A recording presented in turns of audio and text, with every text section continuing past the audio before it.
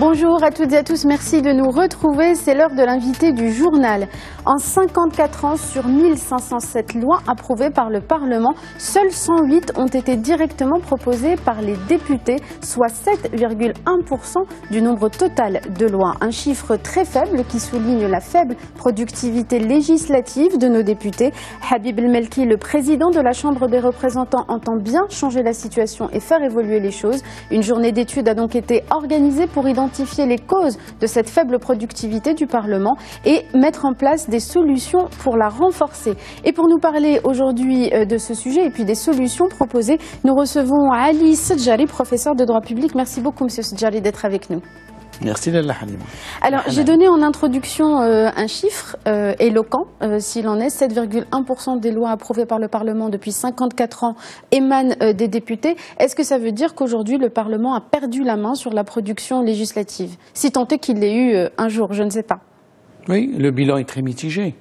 Mais si on se confie à toutes les, au niveau des remarques font par l'ensemble de la quasi-totalité des observateurs, nous sommes dans un angle assez mort de la politique marocaine et qui caractérise la science politique marocaine, c'est-à-dire une science politique. On a l'impression que la vie politique au Parlement est un temps mort, de manière générale, que ce soit au niveau de la production, que ce soit au niveau de sa qualité, que ce soit au niveau de la méthodologie. D'ailleurs, l'aspect qualitatif a aussi été souligné. Ce n'est pas un problème juste quantitatif, mais également juste qualitatif. Mais l'aspect quantitatif traduit déjà à la fois les limites du Parlement. Mais les limites du Parlement, à la fois, doivent être analysées et expliquées par les entraves qu'il connaît et les dysfonctionnements qui caractérisent son fonctionnement. Alors, il y a ce cadre plus large, effectivement, dans lequel il faut réintégrer ce sujet. Mais quelles sont les raisons de cette faible production? Cette journée d'études a permis d'en souligner quelques-uns. Mais selon vous, quelles sont les raisons les plus fortes qui peuvent expliquer la faible productivité législative du Parlement? Sincèrement, il faut saluer à la fois cet appel à la conscience de Habib Melki. Il était temps à la fois de sonner tirer la sonnette d'alarme pour essayer d'agir pour l'avenir, pour le présent et l'avenir. Parce que ceux aujourd'hui qui n'arrivent pas à dépasser les mots d'aujourd'hui sont appelés à rester dans la crise. Et le temps devient un temps complètement inutile, stérile. Alors, parmi à la fois les raisons essentielles, les entraves, les dysfonctionnements qui caractérisent, c'est qu'il y a une constante. C'est le déficit professionnel des élus eux-mêmes, des parlementaires eux-mêmes, un déficit permanent, qui s'est aggravé au cours des dernières années, à la fois par la structuration et la composition du Parlement lui-même, et qui a enregistré une dévaluation du savoir et de la maîtrise du produit législatif, des normes et de la loi. Deuxième chose, c'est que la Constitution marocaine avait multiplié par 2 le nombre des prérogatives des attributions du Parlement, qui lui sont garantis par les articles 78 et 82. Au total, il y a 10 articles. Au total, 10 articles qui définissent l'action énorme et considérable du Parlement. Ce qui nécessite à la fois comment ce Parlement peut gérer la complexité des sujets qui sont appelés, qui relèvent des politiques sociales, des politiques économiques, agriculture, d'enseignement, de recherche, un peu partout. Des enjeux de la société, et lesquelles lois supposent la technicité.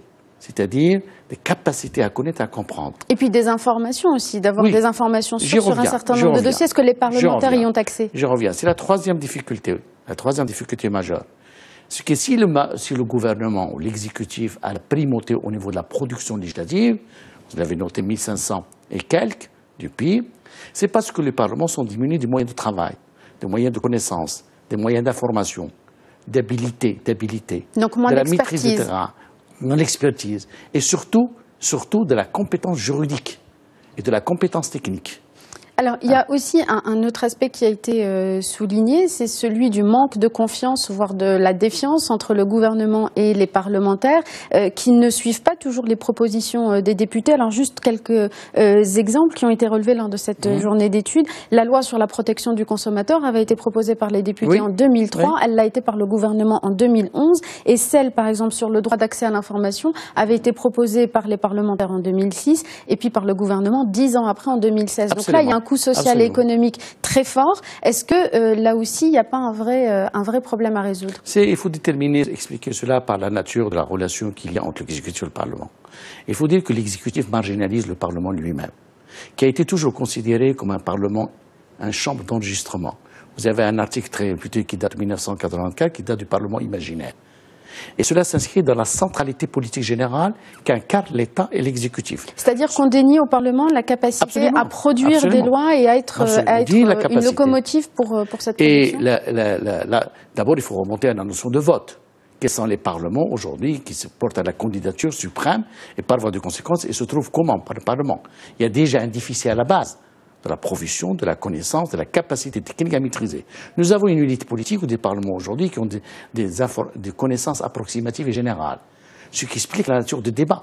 La nature des empanaises et des débats, c'est des débats parfois stériles, qui donnent à la cacophonie de manière générale, il y a des prises de bec, il n'y a pas une logique structurante d'une pensée parlementaire qui pourrait donner du sens à la production législative. Il y a manque d'information. Manque d'information de général. La troisième, c'est que le manque de communication à l'intérieur du Parlement lui-même par les groupes parlementaires et les partis politiques. Il y a une concurrence déloyale entre eux. Ça fait partie d'ailleurs des recommandations proposées, à savoir une meilleure coordination pour éviter qu'ils proposent les mêmes contenus de loi, par exemple. L'autre élément important, la non-maîtrise juridique des textes, l'élaboration des textes, ce qui fait que ce soit surtout notamment les partis de l'opposition qui font des propositions de loi, n'arrivent pas à maîtriser, non pas la maîtrise technique et juridique. Et ce qui fait qu'il y a des choix littéraires. Et par voie de conséquence, ils font des lois presque imparfaites. C'est-à-dire que là, c'est la compétence pour la rédaction législative. Et des lois presque inutiles. Et Montesquieu disait les lois inutiles affaiblissent les lois nécessaires. Vous avez un facteur important aussi, qui explique par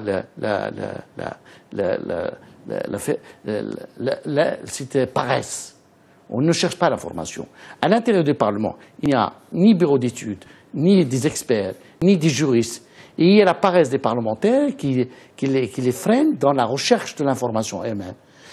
Autrefois, on avait une expérience un peu importante, parce qu'il y avait les SUP dans son âge d'or. Il y avait des think tanks qui existaient à l'intérieur de ce parti, ou dans certains partis. Il y avait des géographes, il y avait des juristes, il y avait des économistes, on s'appuyait sur ces think tanks, sur des niches de réflexion. Et c'est ce qui permettait d'avoir cette expertise d'avoir qui une manque qualité de la production législative. Alors, il nous reste 2 minutes pour parler des propositions qui ont été avancées à l'issue de cette journée d'études. Vous avez souligné le manque d'expertise. Parmi ces propositions, il y a notamment la création d'une unité administrative pour appuyer les députés qui souhaitent proposer des lois et également un centre d'études et de recherche parlementaire. Selon vous, cela dessine une bonne voie pour améliorer la production législative? C'est une voie salvatrice parce qu'il suffit aujourd'hui de s'intégrer dans ce qu'on appelle dans la démocratie occidentale et dans le parlementarisme rationnel qui se justifie par la maîtrise de ce qu'on appelle la légistique. Et c'est-à-dire c'est la manière de définir l'art de légiférer comme l'art de gouverner. Et l'art de légiférer aujourd'hui doit absolument avoir un certain nombre de conditions minimales. C'est la capacité à rédiger. La forme est importante. La forme, comme disait le Victor Hugo, prendre la forme, c'est permettre au fond de remonter en surface. C'est absolument important. Il y a la capacité technique, il y a la capacité de maîtrise, il y a les champs des études, il y a la formation à l'intérieur de ce parti. Ce que propose Habib Malki est extrêmement salvateur, la mise en place d'une direction, d'une unité de réflexion et la création d'un centre de réflexion. Ce qui est important en la matière en soi. Et de recherche parlementaire. Et je dirais même une petite révolution qui pourrait permettre de corriger à la fois et de permettre au Parlement marocain de s'inscrire dans la logique et dans la philosophie des démocraties occidentales rationalisées. Une dernière question qui va appeler une réponse très courte puisqu'il nous reste moins d'une minute. Là, ce sont des mesures pour améliorer toutes les déficiences, mais il y a aussi le cadre général qui est le processus d'adoption d'une loi. Là aussi, est-ce qu'il y a des délais qui doivent être améliorés pour permettre une meilleure production? C'est-à-dire quel est le circuit classique et les étapes entre la proposition de loi et l'adoption d'une loi? Il faudra tout simplement que l'exécutif laisse le temps au législateur. Or, le temps du législateur n'est pas maîtrisé. Ils n'arrivent pas à maîtriser leur temps. Et toutes les lois sont faites sous la pression à la course contre la montre. Et ce qui fait on va à la vite, et ce que nous avons des textes bâclés et des lois presque inutiles. Ce qui fait que le Parlement passe son temps à réviser ce qu'il a déjà adopté. Ça remet pour le code, je peux citer un certain nombre de textes. Mais très rapidement, on n'a plus le temps. Le code de la route.